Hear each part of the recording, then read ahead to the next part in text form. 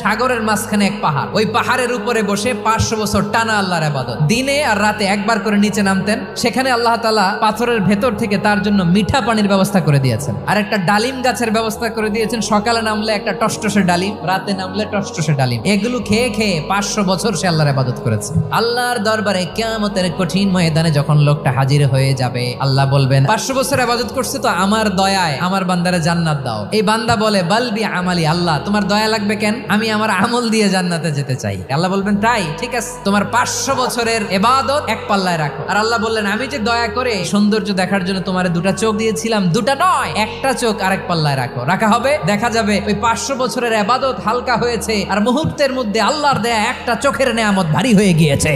ফলাফল দেখো, হিসাব বলে তুমি এখন জাহান্নামে যাবা, যাও এবার জাহান্নামে যাও। এবার লোকটা কাচুমাচু করে বলে আল্লাহ এবার আমি বুঝতে পেরেছি তোমার দয়া ছাড়া দুনিয়ায় কেউ জান্নাতে যেতে পারবে না।